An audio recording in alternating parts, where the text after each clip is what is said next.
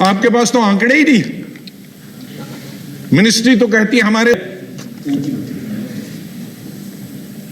Question क्या, ये 23/3/2017 का है। Whether the government has any report on religious persecution Afghanistan and Pakistan after 47 and in Bangladesh after 71. Reply क्या, there are no authoritative statistics in this matter. तो आपके पास कोई statistic ही नहीं है। और माननीय गृह मंत्री जी, आप 3 दिन से हजार करोड़ों लोगों में गिन रहे हैं और आपका मंत्रालय कहता है हमारे कोई स्टैटिस्टिक। ये कहां आ गए? दूसरा ये क्वेश्चन पूछ रहा है कि आपके पास इन 3 देशों के कितने लोगों की एप्लीकेशंस हैं पड़ी हुई सिटीजनशिप के लिए? उसमें सिर्फ 4,400। अफगानिस्तान में 6,087, बांग्लादेश में 84, पाकिस्तान से 2,508। तो 3 देशों से आपके पास वो टोटल एप्लीकेशन वो ठीक हो या गलत हो, प्रोसिक्यूशन का हुआ है या नहीं हुआ, कुल सिर्फ 4,400 हजार लोगों ने अप्लाई ही किया है। और आप देश को ऐसा बनाते हैं कि करोड़ों लोगों को प्रोसिक्यूशन हो रहा है। एक क्वेश्चन में आप कहते हैं कि आपके पास आंकड़े ही नहीं है, दूसरे क्वेश्चन में आप सिर्फ 4,000 गिनते हैं। तो ये जरा बताइए, ये माजरा क्या है? असली माजरा, अगर ये बिल सबको पसंद है तो मैं आज की न्यूज बताता हूं, इस वक्त की 1 घंटा पहले थी। ये आसाम में डिब्रूगढ़ में आर्मी मार्च फ्लैग क्यों हो रहा है इस वक्त? ये लाठीचार्ज और फायर और टीयर गैस और रबर बुलेट्स प्रोटेस्टर्स के खिलाफ क्यों हो रहे हैं इस वक्त? ये प्रोटेस्ट जो नेशनल हाईवे पर क्यों हो रहा पिछले 11 घंटों से? ये डिब्रूगढ़ और तिनसुकिया और गुवाहाटी में क्यों जलसे और जुलूस चल है? ये मालेगांव गुवाहाटी में बस को क्यों जलाया जा रहा? Normal life was paralysed in. Sir, this is a matter of great concern. Sir, this is a current thing which is going on. So, Honorable Prime Chairman, sir, this is going on. The others have no business. Sir, he asked for 6 minutes. I have given 6 minutes. You are trying to tell me. Sir, you can increase. Sir, in Tripura में हो रहा है. You should have fielded the leader of the opposition beforehand. Arunachal Pradesh में. Who prevented you? Sir, it's your time. Sir, पहले leader of opposition के लिए कोई time नहीं होता था, वो भी आपने निर्धारित किया। I am sorry to say. ऐसा नहीं। I must say that. ऐसा नहीं। I must say that also on record. It's a bill. It's a bill. I must also say put on record. ये आपने शुरू कर दिया। It's a bill. Arunachal Pradesh में, मणिपुर में, मेघालय में, नागालैंड में, त्रिपुरा में इस वक्त जल रहा है और आप यहां कहते हैं पूरा देश खुश है।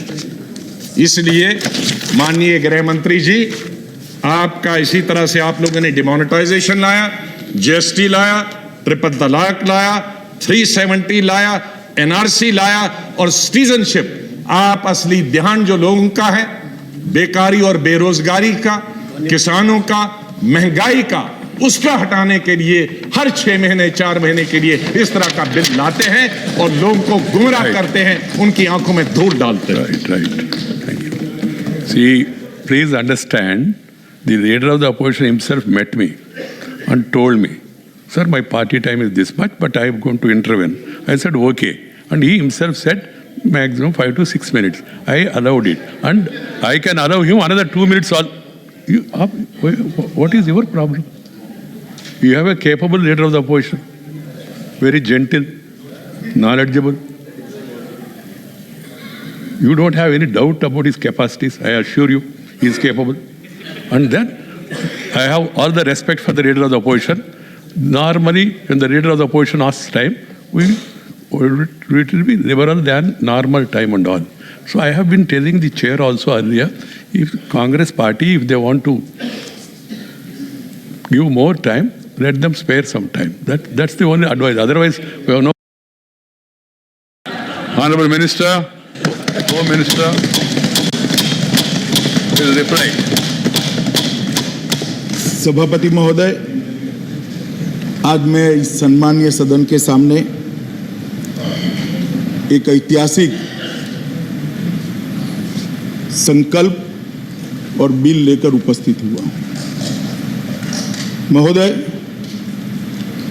मैं जो 2 संकल्प और बिल लाया हूं, उसमें कई सारे सदस्यों ने कुछ शंकाएं व्यक्त करी हैं, कुछ अपने विचार रखे हैं, कुछ जेन्युइन कंसर्न भी सदन के पटल पर रखे हैं, कुछ अपनी पार्टी की विचारधारा को भी, लाइन को भी रखने का प्रयास किया है।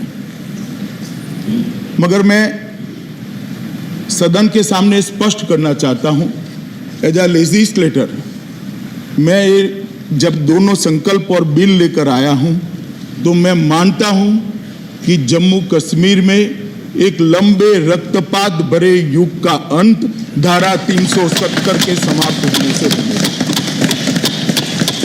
सभापति महोदय, मैं इसके विषय में जाने के पहले आज हमारे प्रथम राष्ट्रीय अध्यक्ष और जिन्होंने धारा 370 को हटाने के लिए शहादत दी, वो श्यामा प्रसाद मुखर्जी को भी जरूर याद करना चाहता हूं। सभापति महोदय, मैं उन 41,849 लोगों को भी याद करना चाहता हूं जो कश्मीर के अंदर 89 से लेकर 2018 तक जो रक्तपात चला, इसकी भेंट चढ़ गई। कह रहे हैं, कुछ सदस्यों ने कहा कि इसका हिसाब कौन देगा, क्या होगा अंत? मैं पूछना चाहता हूं, ये 41,849 लोग घाटी के और कश्मीर के मरे, इसका हिसाब किसको देना है? और मुझे बहुत स्पष्टता है, ये 41,849 लोग, उनकी जान न जाती सभापति महोदय, अगर धारा 370 न होती। पूरे सदन ने अलग अलग प्रकार से अपने विचार रखे और धारा 370 और 35A पर बहुत सारी बातें करी, मगर ज्यादातर बातें टेक्निकलिटी पर करी। धारा 370 की उपयोगिता के लिए शायद कोई कुछ नहीं दिया। किसी ने कहा कि इतिहास का हिस्सा है, भारत का वादा था, हमारा कमिटमेंट था, वगैरह वगैरह वगैरह। मगर धारा 370 से भारत और विशेषकर जम्मू कश्मीर, लद्दाख और विशेषकर घाटी को क्या प्राप्त होने वाला है, वो किसी ने नहीं बताया। मगर मैं सबसे पहले, सब चीजों को मैं डील करूंगा सभापति महोदय, परंतु सबसे पहले मैं कहना चाहता हूं कि धारा 370 ने जम्मू कश्मीर, लद्दाख और घाटी के लोगों का कितना नुकसान किया है। धारा 370 के रहते मैं आपको बताना चाहता हूं मान्यवर, कि अभी बताया कि 35 से और धारा 370 जाने से क्या हो जाएगा। मैं बताना चाहता हूं कि उदाहरण देकर, मान्यवर, देश का विभाजन हुआ, पाकिस्तान की रचना हुई, देश भर में पाकिस्तान से निराश्रित लोग आए, पाकिस्तान से शरणार्थी आए, कुछ पंजाब में गए, कुछ गुजरात में गए, कुछ महाराष्ट्र गए, कुछ जम्मू कश्मीर में भी गए। मान्यवर, जम्मू कश्मीर में जो पाकिस्तान के शरणार्थी गए, उनको आज तक नागरिकता नहीं मिली, वो वहां काउंसिलर भी नहीं बन सकते। क्या ये उनके साथ अन्याय नहीं है? अन्याय है या नहीं? और देश में क्या हुआ?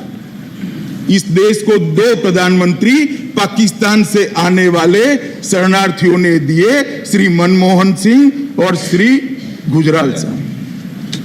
कोई प्रधानमंत्री तो बन सकता है, और जम्मू कश्मीर में जिसने शरण ली वो काउंसिलर नहीं बन सकता है। ये कहां क्या न्याय है?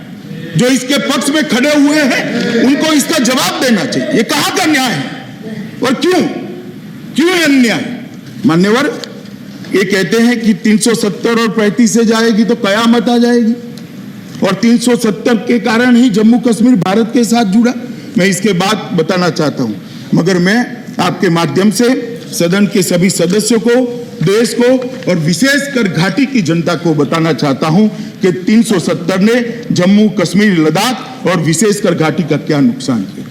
मान्यवर, 370 के कारण जम्मू कश्मीर में कभी भी लोकतंत्र परकोलेट नहीं हुआ। 370 और 35 के कारण भ्रष्टाचार बड़ा फला फूला, बड़ा पनपा और चरम सीमा पर पहुंचा। 370 और 35 के कारण ही गरीबी घर कर गई। पूरे देश के अंदर विकास दिखाई पड़ता है, घाटी के गांवों को देखते हैं तब हृदय के अंदर संवेदना आती है, आंख में आंसू आते हैं कि आजादी के 70 साल के बाद ये क्यों गुर्बत में जी रहा है, क्यों गरीबी में जी रहा है। मान्यवर, वहां के आरोग्य को भी इतनी सुविधाएं नहीं मिली, आरोग्य की भी, उसका कारण भी 370 है। विकास नहीं हुआ, जम्मू कश्मीर के विकास में बाधक भी 370 है।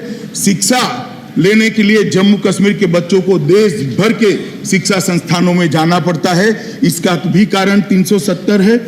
ये 370 मान्यवर महिला विरोधी भी है, दलित विरोधी भी है, आदिवासी विरोधी भी है और आतंकवाद की जड़ भी 370। मैं देख रहा हूं अभी सामने,